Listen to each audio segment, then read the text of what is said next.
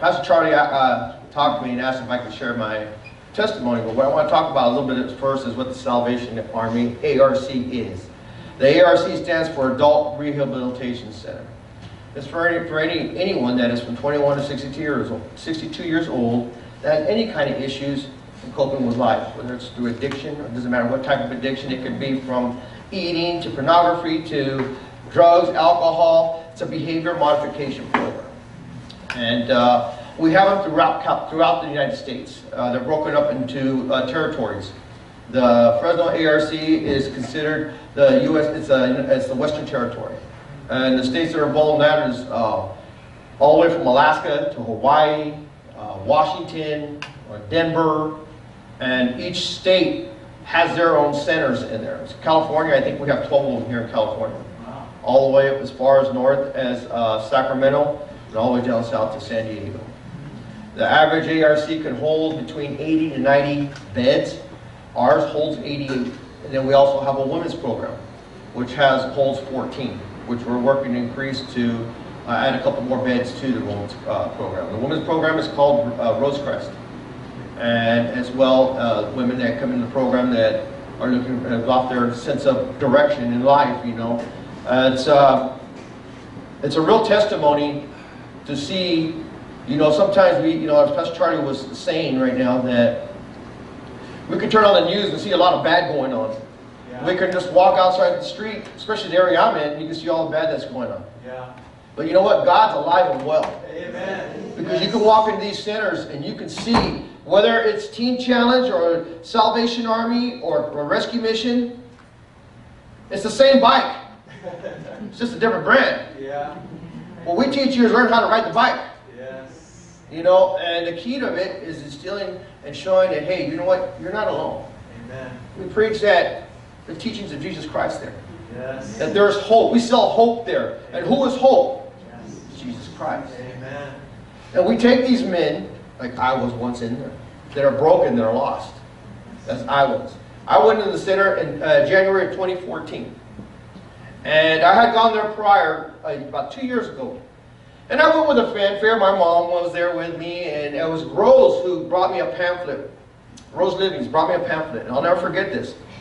And I remember I was living at the time, back in 2011, in a house that was basically a drug house. And where I would buy mine was right across the street. So I was living in a false heaven. I was living in a false heaven. And I remember she brought me that pamphlet. And even at that day, I remember I sat there and I looked at it. I knew somehow, some way, that little shield that I saw was going to transform my life, but little did I know how that was going to take place. So I went with the fanfare, the whole 9 yards and stuff, and I did there, and I lasted 2 months. I couldn't handle the fact that someone was telling me what to do, how to do it, when to do it, and why to do it, how to do it. I had a problem with that. And I remember I went out to the yard, and I was out there in the yard. I was driving a forklift at the time, you know, and there's a pastor there. His name's Lawrence Chisholm. Actually, he goes to school with me right now. He was working there at the time. He's retired now, and I told him, you know what? I think I'm going to leave, Lawrence. This is all this. I was complaining about this and that. And, he goes, come here. You know what your problem is? He goes, your problem is you got a problem with authority. He goes, you got a problem. You're never going to be able to give authority until you learn how to accept it. Wow. And for some reason, that hit me with a bell. Like, what's he talking about? I'm not talking about authority for it. I just told him I wanted to leave. But, I know, where's this coming from? You see, but the Lord was using him to minister to me, planting a seed in me that I had no idea that was going on yet. Yeah, yeah. I had no idea. So I got on with my bad self. I went to the chapel that following Sunday. I was in a suit, the whole 9 yards. And I said, you know what? I'm going to leave. That's it, I'm done. I'm going to leave. And I walked from there to here. This church right here. That's Sunday. I walked.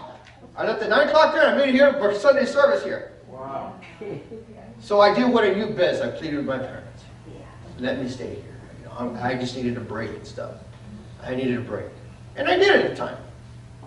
See, my heart wanted recovery. My heart wanted this here was still out here. I had to learn how to get the two together again.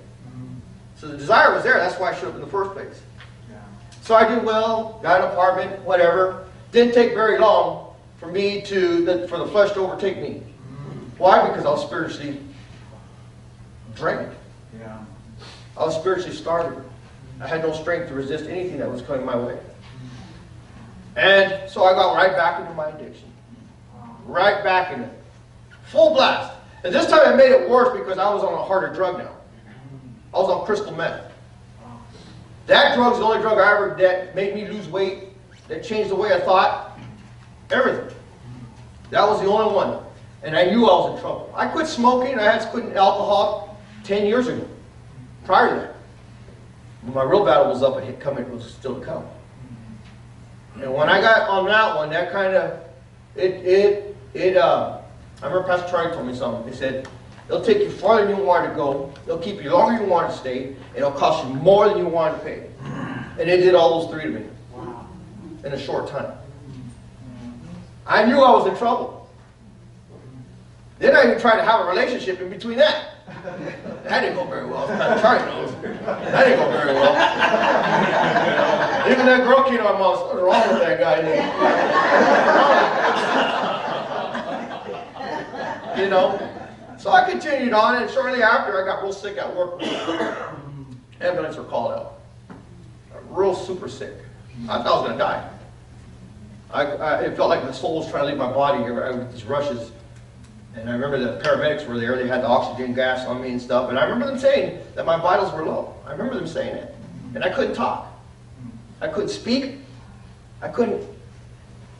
So, anyway, after I recovered, I went to work. And they said, hold on a second, come here. We need to get you tested before you come back to work. Then I really knew I was in trouble. I really knew I was in trouble then. And I went, and of course I was going to pass it. So I thought that was okay. This is around Christmas time, it's December. But there was still one more obstacle I had to face, and that was sitting right there, him. And that was one obstacle I had to face, and I said, okay, he co-signed for this apartment. He gave me a truck I couldn't even afford, it was paid for. Wow.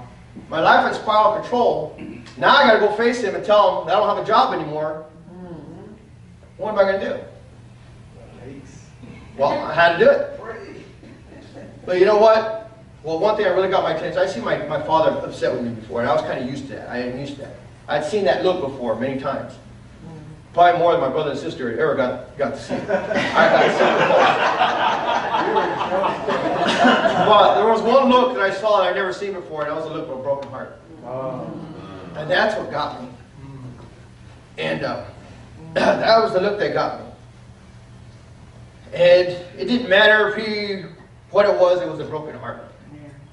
And that was something that really had something like that had to hit me to get my attention. It had to get my attention. And that's the look that got me. And then I remember he said something else to me that really got me going. He goes, after I told him I was going to go into the Salvation Army and stuff, I could tell it seemed like he had lost hope in me, which I wouldn't doubt he did. That's the dumbest thing I ever heard. You can't even finish something you start. And for some reason, that put a fire in me. It did. I'm going to finish this. I'm going to finish this. You know? So, after the broken heart look, then he says that. So, you know, I got to feel the pain of it. But at the same time, too, it gave me the drive. Yeah, amen. But I remember I had to get cleaned up before I could get in there, before they would accept me. I had to get cleaned up. At least 3 days of, I couldn't have any kind of methamphetamine in my system. And marijuana I never smoked anyway, so I didn't have to worry about that, which we allow them to go in with marijuana. They can have that in the system now, clear out. So I knew I couldn't stay there because he was upset with me, and I got that. And I didn't feel comfortable there because I had hurt him. I hurt my parents. But my sister says, I'll tell you what, and my brother-in-law, they said, you can stay here, get cleaned up, and then you can go. So I did that, and I'm thankful for that because that's what I needed. Yeah. So I got in there, I get there, but I didn't have a fanfare this time. This time my mom took me, okay, son, good luck. No more fanfare, no more nothing. But that's what I needed. That's what I needed. All I went was with the clothes I had on. That was it. That's what I had. And little did I know my journey was going to start that day. Little did I know that that was the best thing that ever happened to me in my life. Little did I know. Yes. So here I am. I'm sitting there. I'm thinking of ways. How can I get out of here? What can I do? Then part of me saying, no, you need to stay here. So I get accepted in and I go through the program. And I'm already set up to go to Teen Challenge. I'm already set up to go to Teen Challenge. I was going to leave the Teen Challenge on February 18th to go to, I think it was Shafter, to do 3 months there and then go to the castle. And I was going to do that. And I'm going through the program and I'm starting to clean up.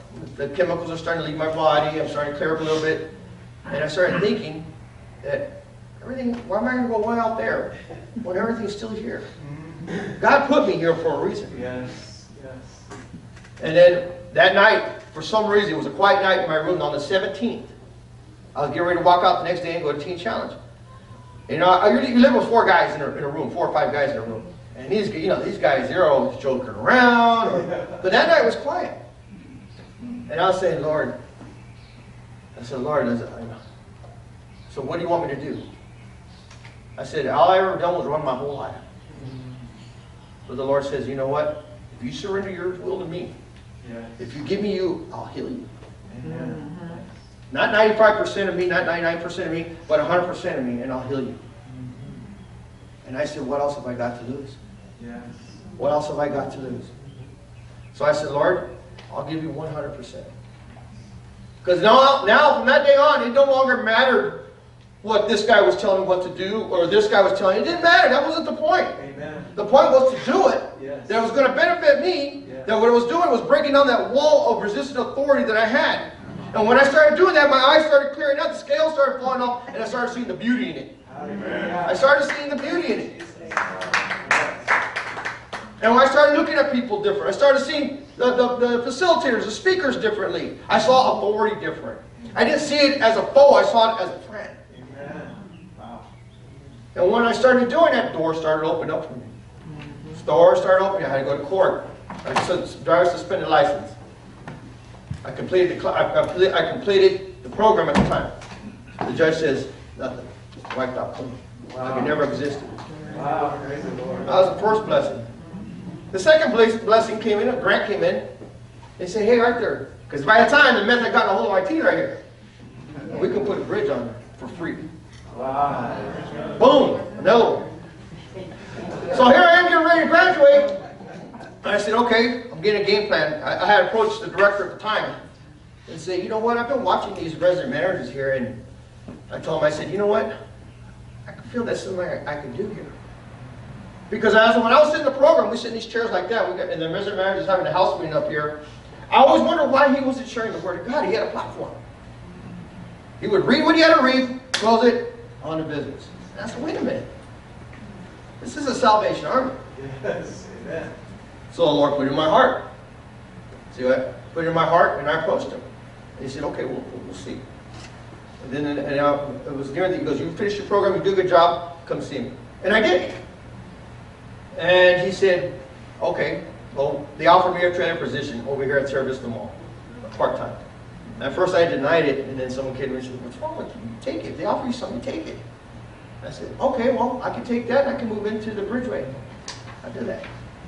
So I did that, and I talked to Kayla. I said, Kayla, you know what? I want to move over here, the Bridgeway and stuff, and and then I figured, well, I'll work there, and then I'll go get me a full-time job at night, and I'll stay there for a year and save plenty of money and this and that. And he says, no, I want you to be my third resident manager here. You can stay here. Be my third resident manager. Which is called the staff support now. So I go on with that, and at the time I haven't received my license yet. I had to say, this is how God moves. This is how God, I haven't received my license yet, and I was already well into being a staff support. And the time came where, we needed another resident manager to be paid staff. And I hadn't got my license yet at the time. And so I had to go, I was going to the DUI classes that was over here on Willow and Ashland. So the time came, and they wrote me a letter. They wrote a letter, and they sent it to command that even though he has not completed his driver's license yet, that I've been, a positive role model and yada yada, all the good stuff that goes with it, and I'm a soldier in the Salvation Army, and so they accepted me. I was the first one ever that they accepted without having a driver's license. Wow. With the promise to get it. So I got it. So as I completed the program over there at the DUI school. I forgot the special services, something, community, something. So anyway, I finished it, 18-month program. I had the long one too. Everything I did was long. Everything I did was long. When I put myself in a hole, I put myself in a deep hole. I didn't play around. I didn't make a little hole. I was deep in there. But you know what? But I was climbing out of it. Yeah. See, with the Lord, it was a dark tunnel. I had no which way was up or down. But when I called upon Him, she had his light down and started reaching down for me. You know, there's many times that I thought that I was by myself. But it's like that set of footprints. Yeah. The whole time I wasn't by myself, He was just carrying me. Yeah. And the Salvation Army is a place where He's wiping you down, cleaning you up, getting you ready to make new tracks with Him. Amen. So as I go, so I'm there, I'm at the Salvation Army, and then, you know, there's a need for a resident manager position. Sean had gotten fired. So they promoted me to that position. And I had been doing it for almost 4 years, that position. And I had the platform. And every time I came up, I shared the Word of God. Amen. Not only what He's doing in my life, but what He'll do for their life. Amen. That there's hope. That doesn't matter, those chains that were once on you are there only to remind you now. Yeah. That they can be broken. Amen. That no matter what shame, because when you come out in recovery, when you're recovering, a lot of shame, a lot of guilt Yes. starts getting in your head. Yes. Yes. Starts saying you're not worthy. Yes. You know, these people are still going to see you a certain way. They're going to see you a certain way. And that's what God's Word says. God says, I created you and you belong to me, that my blood is over you, that you are mine. Amen. That you are a child of the King. That you can have your hold up proud, Yes. because I am for you. Yes. Amen. And when you start believing that, man, you're sitting pretty good. Amen. You're rolling pretty good. And I share it to these men. Because a lot of these men come in here broken. See, it's Salvation Army, the ARC is kind of run somewhat military, somewhat, but to a real low extent. We don't have to break anybody down because these men are broken already. Yeah. Those beds are for people who want to change their life. It's not for people that want to go there and get off the street for a little while like I did at one time, or have nowhere to go, or they're there because they want to be there, they don't want to be there. Those beds are because they want to change their life. Amen. So we give them the tool, we give them the critical tool, which is Jesus Christ. Amen. See, because when you're following Jesus Christ, everything falls into line. Boom, Yes. boom, boom, Yes. boom. Yes. You're automatically working the steps. You're automatically living the steps. Yes. And I found that to be so true. You know, there was a period of time during my tenure there as a resident manager, for 8 months of it was really, really shaky for me. Because there was other things coming against me. They didn't want me to be in that position. They didn't want, and see, my test was being tested. It seemed like one after another. I was like, Lord, when is this going to end? Yeah. But you know what? Like my mom told me yesterday, as big as the trial was, as big as your blessing is at the end. Yes. And my blessing was I got promoted to a program A director. Yeah. Lord, so when I came in this program, I couldn't tell you what the next day of the week was. Wow. And now we're. See, God was once bad in my life, which I had a lot of years. God turned it into good, to where I can show these other men that are sitting in those chairs, I know what you're going through, I know what you feel like, but I also know what God will do in your life. Amen. Because I'm no longer bound, I'm a walking, living, breathing testimony of God. The power of God. That's where I am now. I'm not bound anymore. Amen. I'm not perfect, but I'm forgiven. Amen. And I share His name, and I let them know too that there's hope for you. Not only for any marriages that were broken, the men that are through CPS cases, that God can restore all those doors. Everything that was once hurt in your life, Yes. you give your will and your life over to Him, Yes. He can heal. Yes. Amen. And there's proof of that over and over and over and over again. You know, I get a lot of purpose and fulfillment. I don't make all the big money, but I got purpose and fulfillment. Yes. That I get to work in a ministry, that I can share the word of Jesus Christ Amen. to men. I'm a fisher of men. I cast my net out wide. And I bring them in. I bring them in. Because a lot of these men, they want to know that they're loved. They want to know that I wear many hats there. Yes. Sometimes I'm a father there. Sometimes I'm a big brother there. Sometimes I'm an uncle. Sometimes I'm just the guy that's willing to listen to them. Yes. I've heard a lot of stories from these men. And sometimes I think I had a tough background. Wow. Wow. Yeah. Yeah. Some of them have some really, really tough backgrounds. Yeah. And my heart goes out to them. Yes. Some of these guys are born into these situations. Some of these women have been so abused that it's not even, it's not what I even hear from TV. It's that bad. There's human trafficking going on. All these different things that are going on. It's alive and well out there. Yeah. But so is Jesus. He's alive and well out there too. He's alive and well out there. And when these men and women come into the program, you know, their families are right there with them a lot of the times. But a lot of times I tell this family, I say, you know what, you need to let them alone. They need to focus on them. They need to focus on why they're here. Yeah. You know, when I do an intake, I ask them, I say, why are you here? What do you hope to get out of this? Why are you here? I want to know why they're here.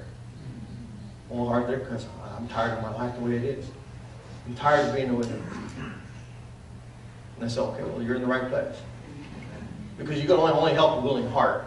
Yeah. You know, sometimes a lot of these guys don't want it. Yeah. And they're just not ready yet. You know. But there's the ones that are, or the ones that come in not wanting it, and then turn out and want it. Yeah. That's the neatest thing to see, is that when you see when they come in broken, they're court ordered or whatever, and they say, you know what, forget about being court ordered, I'm just glad to be here. And I want more of this. And then they come back as a testimony. See, you can either graduate this program or you can complete this program. You can complete this program by doing what we ask you to do. Show up on time, be on time for class, be on time for your appointments, be on time to church, be on time. Yeah. Do everything, make your bed, do everything we ask you to do, and complete this program. Or you can graduate this program.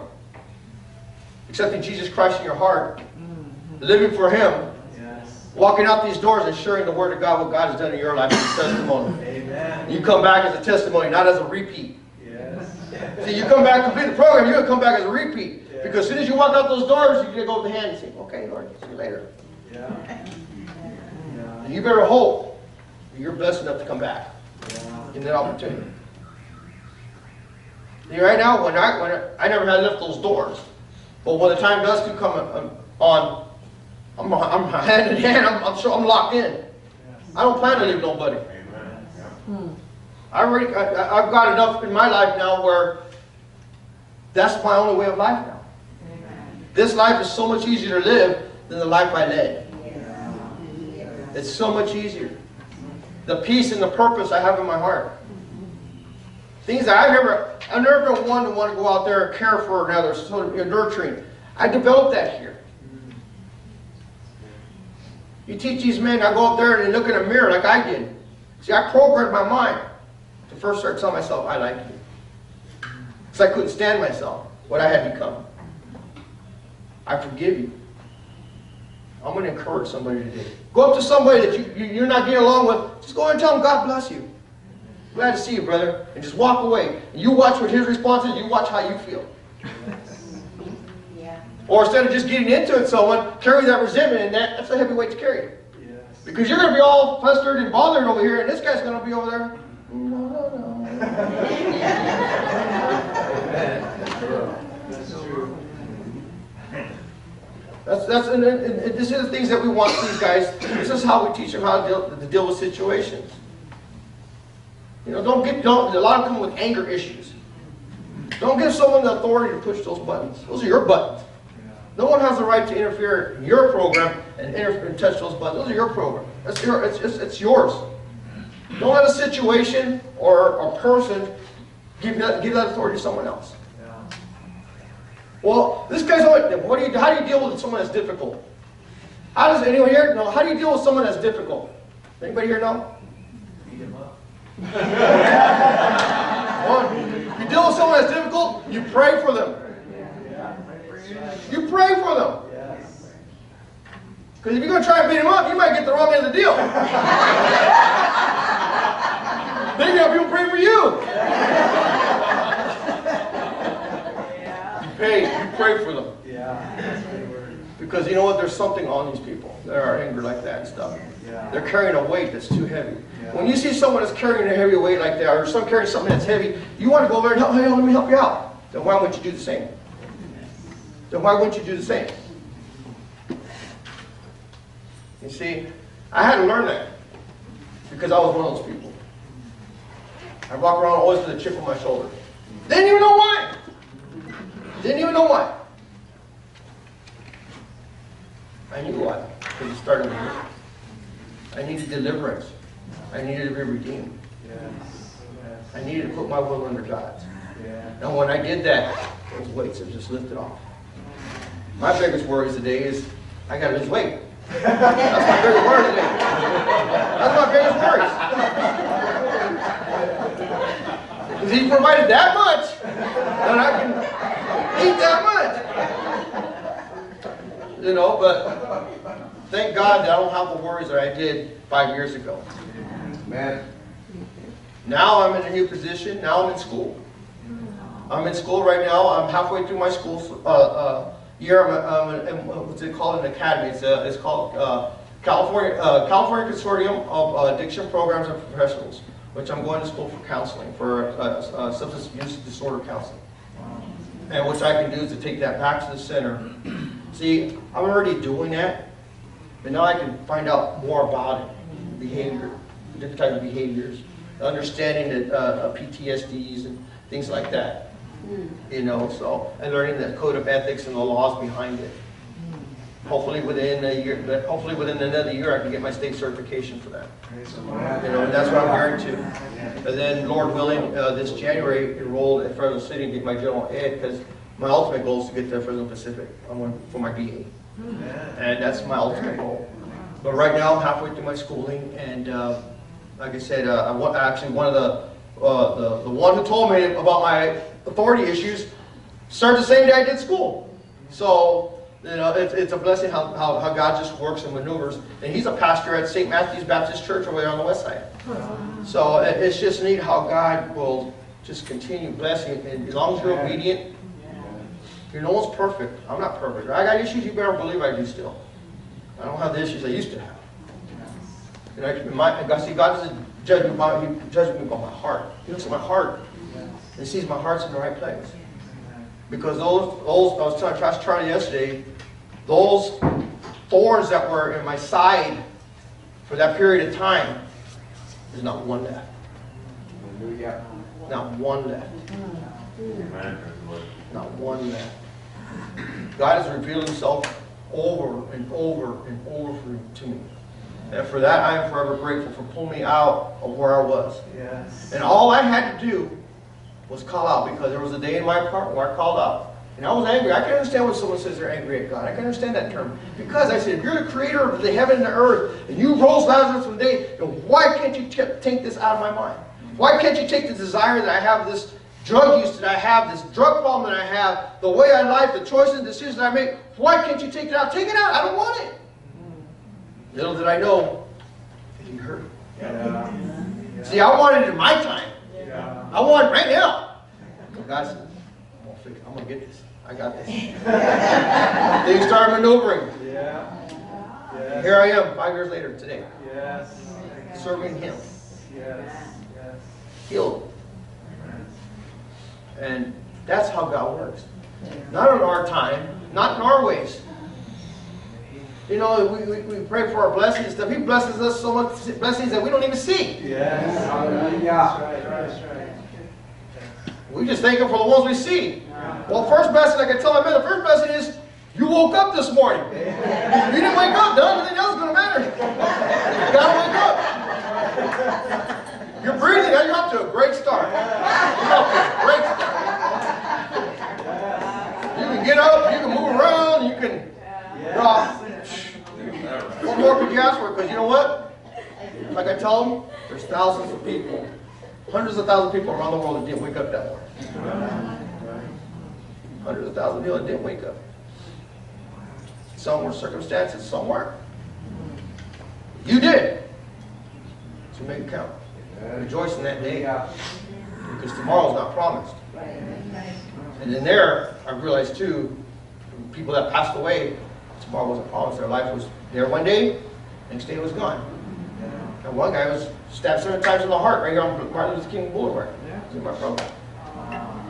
Over a beer. Wow. It was on the news and everything just about a month ago.